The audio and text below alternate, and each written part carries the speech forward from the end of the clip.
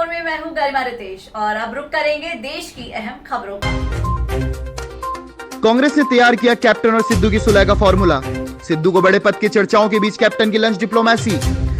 NIA ने पंजाब में Khalistan tiger force के आतंकी को घर की कार्रवाई। चंडीगढ़ कांग्रेस नेताओं ने भाजपा पार्षद अनिल दुबे पर लगाया आरोप, कहा दोहरी राजनीति कर रहे हैं दुबे। ब्रिटेन में भारतीय मूल के लोगों के साथ नस्लीय भेदभाव। चीन में कम्युनिस्ट पार्टी के 100 वर्ष पूरे हुए, क्या कोरोना टीका लगवाना अनिवार्य किया जा सकता है? दिल्ली में प्राइवेट स्कूल में 15% फीस की कटौती। पेट्रोल डीजल की बढ़ती कीमत पर आरोप और प्रत्यारोप। यूपीआई से लेन देन बढ़ रहा है आजकल।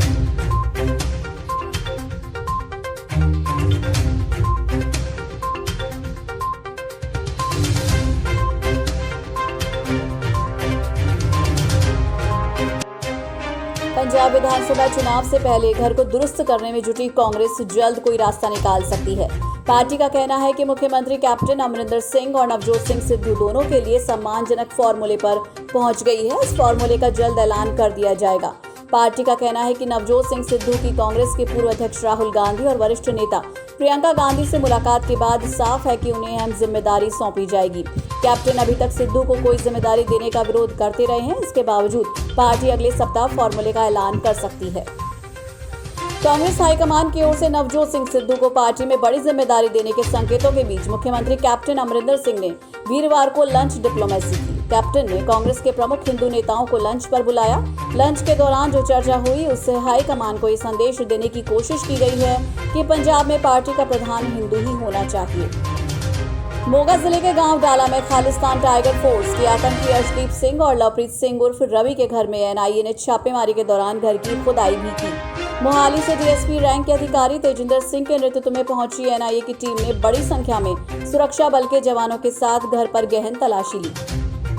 चंडीगढ़ कांग्रेस के महासचिव शशि शंकर तिवारी और कांग्रेस के कॉलोनी सेल के अध्यक्ष मुकेश रॉय, ब्लॉक अध्यक्ष लेखपाल, जिला सचिव विशाल कटारिया ने भाजपा पार्षद अनिल दुबे पर कई आरोप लगाए हैं। उन्होंने कहा कि वार्ड 7 से भाजपा पार्षद अनिल दुबे की घटिया राजनीति कर रहे हैं। उनकी इस दोहरी राजनीति से कॉलोनी वासी भी परिचित हैं। दुबे सत्ता का दुरुपयोग करते हुए पहले कॉलोनी वासियों की दुकानों पर नगर निगम का अतिक्रमण दस्ता भेजकर तोड़फोड़ करवाते हैं और जब कांग्रेस के स्थानीय नेता विरोध करते हैं तो कॉलोनी वासियों के बीच में जाकर दोहरी राजनीति शुरू कर देते हैं। ब्रिटेन में कोरोना के डेल्टा प्लस वेरिएंट के चलते भारतीय मूल के लोगों के साथ भेदभाव बढ़े हैं और नस्लीय टिप्पणियां कसी जा रही हैं। द इंडियन वेरिएंट जैसे शब्दों का इस्तेमाल किया जा रहा है जो सामाजिक द्वेष को बढ़ावा दे रहा है। ब्रिटेन में भारतीय मूल के लोगों की संख्या लगभग 2.3% है।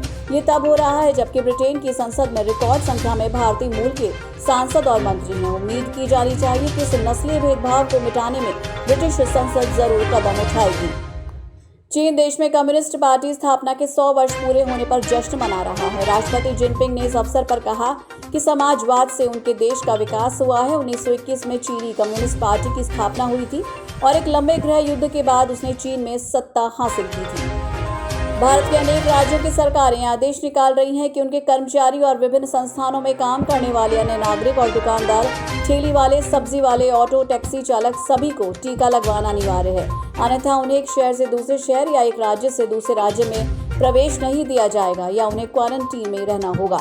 मेघालय हाई कोर्ट में मामला गया और कोर्ट ने कहा कि टीका लगवाने को अनिवार्य नहीं किया जा सकता। अदालत ने उसे मौलिक अधिकार और प्राइवेसी राइट का हनन माना और रद्द कर दिया। दिल्ली में अरविंद केजरीवाल की सरकार ने प्राइवेट स्कूल के मैनेजमेंट को फीस में 15% की कमी करने का आदेश दिया है। इस कदम से बच्चों के माता पिता खुश हैं। सरकार का ये भी कहना है कि ज्यादा फीस वसूलने पर पैसे वापस करने होंगे या अगले वर्ष की फीस में समायोजित करने होंगे। कोरोना काल में पेट्रोल डीजल की कीमतों में लगातार बढ़ोतरी हो रही है। राज्य सरकारें और केंद्र सरकार एक दूसरे को इसके लिए जिम्मेदार बताती हैं, जबकि बढ़ती महंगाई से आम जनता की जेब खाली हो रही है। केंद्र सरकार के अनुसार 2014 से पहले यूपीए की सरकार ने तेल बॉन्ड जारी किए थे। उनके ब्याज की अदायगी में सरकार का पैसा जा रहा है और कीमतें बढ़ानी पड़ी हैं, जबकि हकीकत यह है कि ब्याज की रकम इतनी नहीं है जितनी पेट्रोल डीजल पर टैक्स से कमाई होती है। पिछले 6 वर्ष में टैक्स से केंद्र सरकार की आय 300% बढ़ी है। ग्राहक जो पेट्रोल डीजल खरीद रहा है उसमें 95% टैक्स दे रहा है। इसमें केंद्र और राज्य सरकार दोनों के टैक्स शामिल हैं। लॉकडाउन और कोरोना की बढ़ती पाबंदियों से यूपीआई से भुगतान में बढ़ोतरी हुई है। यूपीआई से लेन देन 5.47 लाख करोड़ तक पहुंच गया है। National payment corporation of India द्वारा बताए गए आंकड़ों के अनुसार ये लेन देन 11.6% प्रति माह की दर से बढ़ा है। डिजिटल भुगतान से सरकार के रुपए छापने, रखने और बदलने के खर्च में कमी आएगी। सोशल डिस्टेंसिंग बनाए रखने के लिए और कोरोना नियमों की पालना के लिए मक्का में पवित्र पानी आबे जमजम अब रोबोट द्वारा बांटा जा रहा है। आबे जमजम का कुआं और उसका पानी मुसलमानों के लिए बेहद पवित्र माना जाता है और अल्लाह का मुसलमानों को तोहफा समझा जाता है। आबे जमजम का पानी कभी खत्म नहीं होता और ना भी कभी खराब होता है। हज से वापस आते समय ये पवित्र पानी साथ लाया जाता है और परिवार के सदस्यों में बांटा जाता है। एफडी पर ब्याज दरों में फर्जीवाड़ा कर नियमों का उल्लंघन करने के मामले आरबीआई ने 4 बैंकों पर 1.12 करोड़ का जुर्माना लगाया है। इन बैंक के नाम है Saraswat cooperative bank, SVC cooperative bank, Andhra Pradesh Mahesh cooperative urban bank, Ahmedabad mercantile cooperative bank. Bank द्वारा एफडी पर ब्याज का निर्धारण रिजर्व बैंक के दिशा निर्देश से तय होता है। सिंडिकेट बैंक के केनरा बैंक में मर्ज हो जाने के कारण उसके आईएफएससी कोड भी 1 जुलाई 2021 से बदल गए हैं। सिंडिकेट बैंक के ग्राहक के पास जो चेकबुक है वो अब नहीं चलेगी। इसी तरह के अन्य डिजिटल भुगतान में भी नया आईएफएससी कोड लगेगा। इसलिए सिंडिकेट बैंक के ग्राहक को केनरा बैंक की शाखा में जाकर नई चेकबुक लेनी चाहिए जिस पर आईएफएससी कोड लिखा रहता है। स्टार्टअप और एमएसएमई को सहयोग के लिए SIDBI और CIMSME स्वावलंबन सुविधा केंद्र के रूप में काम करेंगे। यहाँ नए स्टार्टअप और छोटे उद्योग लगाने वालों को हर तरह की जानकारी उपलब्ध कराई जाएगी। राजस्थान में जयपुर में SIDBI का office Ambedkar circle, Bhavani Singh road पर स्थित है। चीन के राष्ट्रपति शी जिनपिंग ने कहा है कि चीनी लोगों ने एक नई दुनिया बनाई है और वो अब किसी से दबेगा या झुकेगा नहीं। उन्होंने विदेशी ताकतों को चेतावनी देते हुए कहा कि अगर वो चीन को आंख दिखाने की कोशिश करेंगे तो उन्हें भारी नुकसान होगा। शी जिनपिंग ने ये बातें कम्युनिस्ट पार्टी की स्थापना के 100 सालों के मौके पर आयोजित एक विशेष समारोह के दौरान की। इस मौके पर चीन के प्रसिद्ध तिएनानमेन स्क्वायर में आयोजित एक विशाल जनसभा को संबोधित करते हुए उन्होंने विदेशी ताकतों को चेतावनी देते हुए कहा कि चीन को डराने की हिम्मत करने वालों को 1.4 अरब चीनी लोगों की ग्रेट वॉल ऑफ स्टील यानी कि फौलादी ताकत का सामना करना होगा।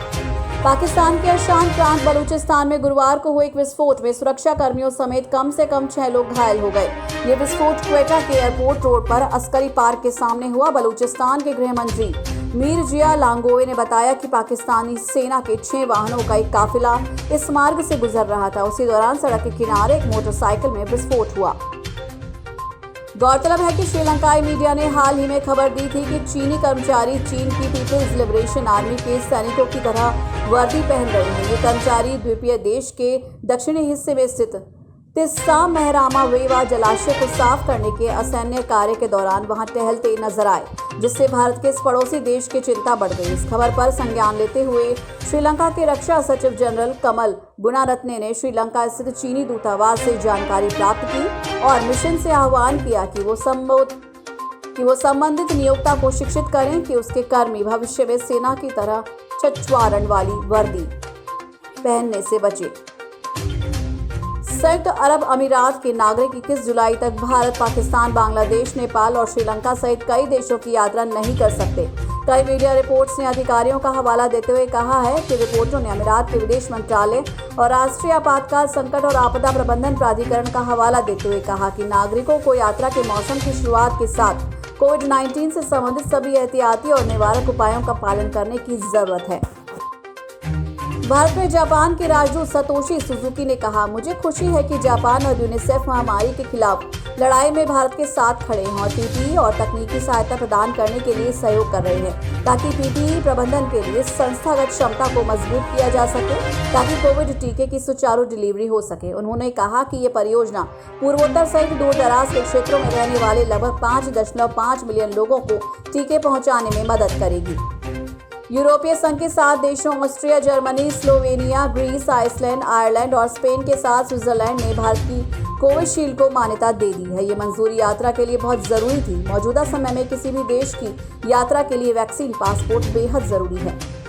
मोदी मंत्रिपरिषद में अगले 3 दिनों में विस्तार की संभावना है। माना जा रहा है कि जहां कई मौजूदा मंत्रियों को मंत्रिपरिषद से हटाया जा सकता है, वहीं 5 राज्यों के चुनावों के मद्देनजर कई नए चेहरों को जगह मिल सकती है। केंद्र में 81 मंत्री बनाए जा सकते हैं और अभी मंत्रिपरिषद में 53 मंत्री हैं, यानी कि 28 मंत्री और बनाए जा सकते हैं। आधा दर्जन कैबिनेट मंत्रियों के पास एक से अधिक मंत्रालय की जिम्मेदारी है, जिसे हल्का करने की बात हो रही है। वर्तमान मंत्रिमंडल में 9 मंत्री ऐसे हैं जिनके पास एक से अधिक विभाग है। इनमें प्रकाश जावड़ेकर, पीयूष गोयल, धर्मेंद्र प्रधान, नितिन गडकरी, हर्षवर्धन, नरेंद्र सिंह तोमर, रविशंकर प्रसाद, स्मृति ईरानी और हरदीप सिंह पुरी के नाम शामिल हैं। विदेश मंत्री एस जयशंकर ने मंगलवार को कहा कि कोविड-19 महामारी द्वारा मिल रही चुनौती का जवाब अंतर्राष्ट्रीय सहयोग है और सभी को न्याय संगत रूप से टीका मिलना इसकी फौरी परीक्षा है। G20 विदेश मंत्रियों की बैठक को यहां संबोधित करते हुए जयशंकर ने कहा, वो चाहे टीका, दवा, पीपीई किट या ऑक्सीजन हो, कोविड की चुनौती का जवाब अंतर्राष्ट्रीय सहयोग है। ज्यादा की जरूरत है, कम नहीं। उन्होंने कहा, संस्थागत बहुपक्षवाद की कमी पाई गई। सुधारों के कई स्वरूप हो सकते हैं, किंतु फौरी परीक्षा सभी को न्याय संगत रूप से टीका देने की है। कोरोना वायरस महामारी की विनाशकारी दूसरी लहर से प्रभावित भारत कोविड-19 टीकों का घरेलू उत्पादन बढ़ाने के साथ ही विदेशों से उनकी खरीद में भी तेजी ला रहा है। उन्होंने परोक्ष रूप से वैश्विक अर्थव्यवस्था के विशिष्ट उत्पादन केंद्रों पर निर्भर होने को लेकर चिंता जाहिर करते हुए कहा, वास्तविक अर्थव्यवस्था को विनिर्माण, खाद्य और स्वास्थ्य समेत विकेंद्रीकृत वैश्वीकरण की जरूरत है। समानांतर लचीली आपूर्ति श्रृंखला विकसित होनी चाहिए। भारत में अफगानिस्तान के राजदूत फरीद मामुंदजई अपने हिंदी प्रेम के लिए चर्चा में हैं। फरीद अपने ट्विटर अकाउंट पर अधिकतर ट्विटर हिंदी में ही करते हैं। गुरुवार को उन्होंने सोशल मीडिया पर एक भारतीय डॉक्टर की दरियादिली की जमकर तारीफ की। इस पर उनके कई चाहने वालों ने उन्हें अपने शहर और गांव आने का न्योता दिया। इसी क्रम में प्रधानमंत्री नरेंद्र मोदी ने भी राजपूत को गुजरात के हरिपुरा गांव जाने की सलाह दी है। अपने ट्वीट में पीएम मोदी ने अफगान राजदूत से कहा, आप गुजरात और राजस्थान दोनों के हरिपुरा गाँव में जाइए, ये अपने आप में इतिहास समेटे हुए है। मेरे भारत के एक डॉक्टर के साथ का अपना अनुभव आपने जो शेयर किया है, वो भारत अफगानिस्तान के रिश्तों की खुशबू की एक महक है। रक्षा मंत्री राजनाथ सिंह ने गुरुवार को अपने वियतनामी समकक्ष सीनियर लेफ्टिनेंट जनरल फान वान गियांग के साथ बातचीत की और वियतनाम की अपनी आधिकारिक यात्रा की पुष्टि की। राजनाथ सिंह ने ट्वीट कर कहा कि वियतनाम के रक्षा मंत्री सीनियर लेफ्टिनेंट जनरल फान वान गियांग के साथ आज शानदार बातचीत हुई। भारत और वियतनाम के बीच मजबूत और प्रभावी संबंध हैं। भारत वियतनाम के साथ द्विपक्षीय रक्षा सहयोग को बहुत महत्व देता है।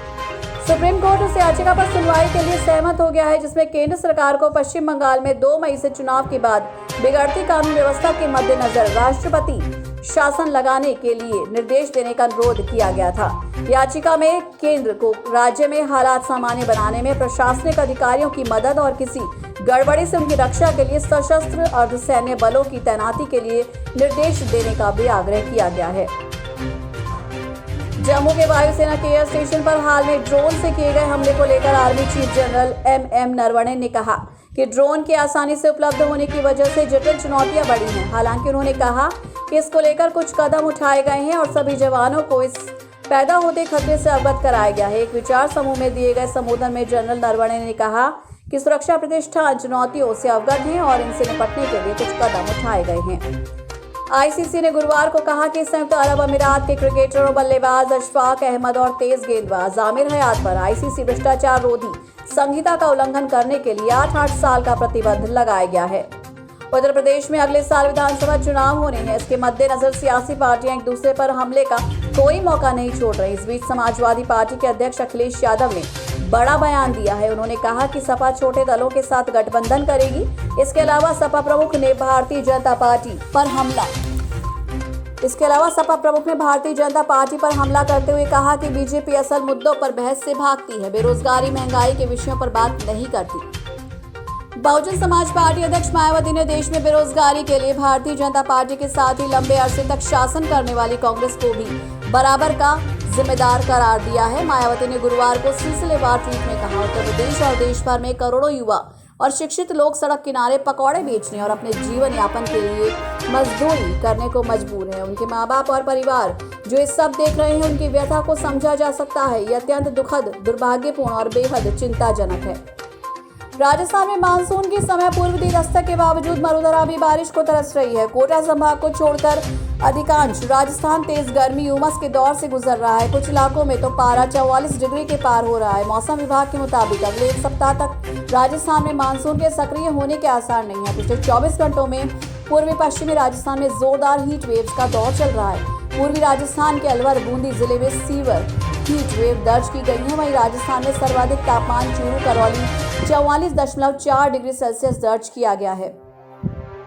अरबपति मुकेश अंबानी के रिलायंस इंडस्ट्रीज लिमिटेड अपने नए स्वच्छ ऊर्जा कारोबार के लिए कर्मचारियों की संख्या बढ़ाने के लिए तैयार है। कंपनी अक्षय ऊर्जा के क्षेत्र में 75,000 करोड़ रुपए का निवेश करने जा रही है। पिछले हफ्ते कंपनी की 44वीं वार्षिक आम बैठक को संबोधित करते हुए मुकेश अंबानी ने उल्लेख किया कि समूह ने गुजरात के जामनगर में 5,000 एकड़ में Dhirubhai Ambani green energy giga complex के विकास पर काम शुरू कर दिया है। केंद्र सरकार को पेट्रोलियम प्रोडक्ट्स पर कस्टम और एक्साइज ड्यूटी से 4.51 लाख करोड़ रुपए की कमाई हुई है, जो पिछले साल से 56% ज्यादा है। सबसे ज्यादा कमाई वाली सेलिब्रिटी में फुटबॉलर रोनाल्डो सबसे आगे है। वो इंस्टाग्राम से एक पोस्ट के लिए 11.9 करोड़ की राशि लेते हैं।